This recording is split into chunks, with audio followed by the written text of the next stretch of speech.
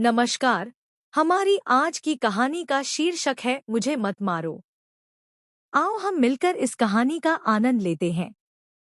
पुराने शहर के एक सुनसान मोहल्ले में एक अजीब परिवार रहता था।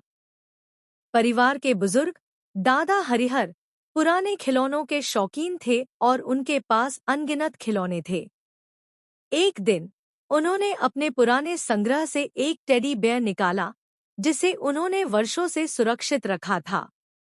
यह टेडी बियर दिखने में साधारण था, लेकिन उसमें कुछ रहस्यमय शक्ति छिपी थी।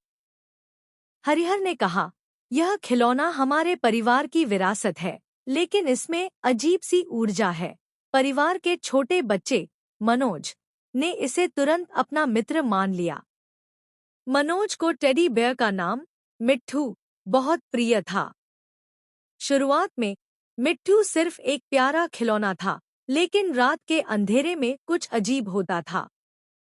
एक रात जब पूरा परिवार गहरी नींद में था, मनोज ने महसूस किया कि मिट्ठू उसके पास धीरे धीरे हिल रहा है। उसकी छोटी सी आंखों में एक लाल चमक झलक रही थी। मनोज ने डरकर चिल्लाया, लेकिन उसकी आवाज कहीं खो गई।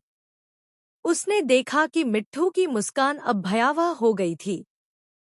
अगली सुबह मनोज के माता-पिता ने उसके चेहरे पर डर के निशान देखे। घर में हर चीज असामान्य लगने लगी।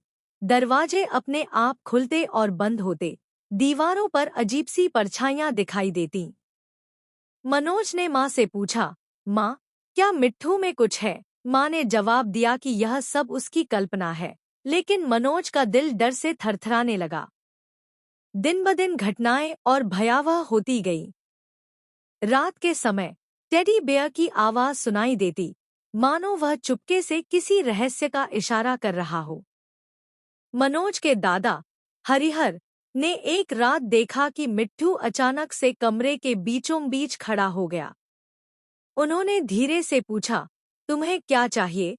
पर मिट्ठू ने बिना किसी उत्तर के अपनी लाल आंखों से एक गहरी निराशा झलकाई। समय बीतता गया और परिवार में आतंक फैल गया। सभी ने मिलकर तय किया कि इस रहस्यमय खिलौने का अंत किया जाना चाहिए।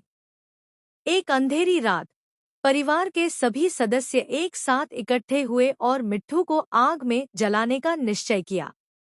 जैसे ही आग की लपटें मिट्ठू को छूने लगीं, वह खिलौने से एक भयानक चीख निकली, मानो उसकी आत्मा दर्द में चिल्ला रही हो।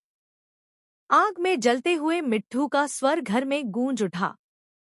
उस रात के बाद से घर में शांति लौट आई, लेकिन सबके मन में एक गहरी खौफ की लहर थी। मनोज अब भी हर रात बिस्तर के नीचे मिट्ठू की छाया देखता है, जैसे कि वह कभी वापस लौट आएगा। यह कहानी धीरे धीरे मोहल्ले में फैल गई। लोग कहते हैं कि मिट्ठू का शाप आज जीवित है और जो भी उसे याद करता है, उसके जीवन में अजीब घटनाओं का सिलसिला शुरू हो जाता है। परिवार के सदस्यों ने अपने जीवन में सावधानी बरतनी शुरू कर दी और रात के अंधेरे में एक दूसरे के साथ रहे। इस रहस्यमय टेडी बेयर की कथा आज लोगों के बीच एक डरावनी गूंज बनकर गूंजती है, जो किसी को भी अनदेखे खतरे से बचने का संदेश देती है। प्लीज सिर्फ वीडियो देखकर चले ना जाए, वीडियो को लाइक और चैनल को सब्सक्राइब भी कर दें। कहानी कैसी लगी मुझे कमेंट्स में ज़रूर बताएं, ताकि मैं आपकी मनपसंद कहानियाँ आपको हर रोज़ सुनाऊं। ऐसी और कहानियाँ सुनने के लिए प्लीज़ मेरे साथ बने रहें।